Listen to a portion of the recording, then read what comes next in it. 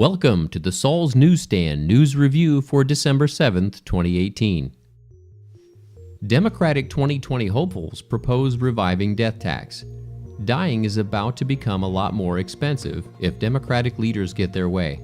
Despite scholarly evidence showing an increase in the death tax slows the economy and ultimately reduces federal revenue, many of the party's leading presidential candidates for 2020 are pushing for huge spikes in the amount the government takes from the estates the deceased want to pass on to their spouses, children, and other heirs.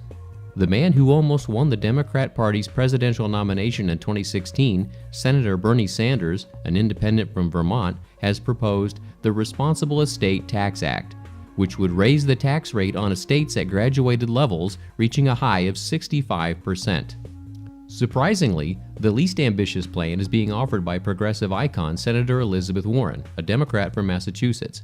Her American Housing and Economic Mobility Act would return the death tax rate to 2009 levels and its maximum tax rate of 45% on estates as small as $3.9 million.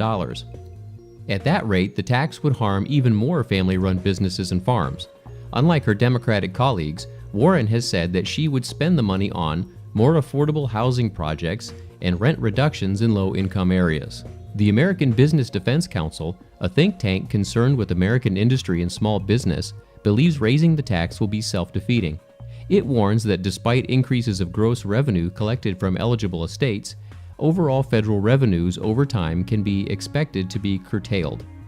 In describing the estate tax aspirations of Sanders and Warren, the ABDC said, "They're also running to see who can get closest in their death tax proposals to Karl Marx's third principle of the Communist Manifesto: there shall be no right of inheritance." President George H.W. Bush was back in Washington one last time this week as the nation grieved its 41st president. The casket of Bush, who died late Friday at his home in Houston at the age of 94, arrived in Washington on Monday for 3 days of public visitation as he lied in state at the Capitol Rotunda. The public viewing concluded Wednesday morning ahead of a funeral service at the Washington National Cathedral. Bush's body was brought from Texas to Washington, D.C. by Air Force One, President Trump announced over the weekend. Trump asked the crew of the military airplane to carry out Special Air Mission 41, a reference to Bush's place in the roster of American presidents. A motorcade then brought Bush to the U.S. Capitol, where he lay in state until December 5th. He was greeted with a solemn ceremony and high tributes to his service and decency.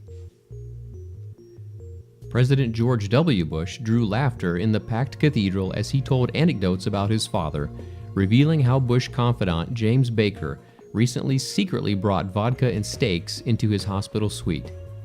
"To us, he was close to perfect," he said, "but not totally perfect. His short game was lousy. He wasn't exactly Fred Astaire on the dance floor. The man couldn't stomach vegetables, especially broccoli. And by the way, he passed those genetic defects on to us." But the 43rd president was also emotional as he choked up in describing the best father a son or daughter could have. "We're gonna miss you," the younger Bush said of the former president. "Your decency, sincerity, and kind soul will stay with us forever." After the body of former President George H.W. Bush arrived back from Washington on Wednesday, Texans lined up by the thousands outside a Houston church, eager to pay their final respects before Thursday morning service. The casket of the nation's 41st president, who died last week at age 94, was on view at St. Martin's Episcopal Church, where his family worshiped and where services for former First Lady Barbara Bush were held after she died in April. During the night, the line into the church moved slowly, halting whenever mourners stopped in front of the casket to cross themselves or otherwise acknowledge Bush.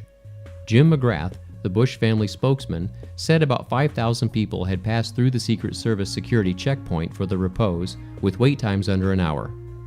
Earlier Wednesday, the first people in line arrived in the morning, almost 10 hours before the church was scheduled to open to visitors.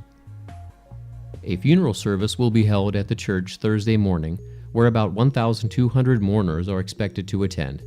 A special train will then take the casket to the Bush Presidential Library on the campus of Texas A&M University in College Station. The train will take about 2.5 hours to travel roughly 70 miles, allowing people to pay their respects along the way.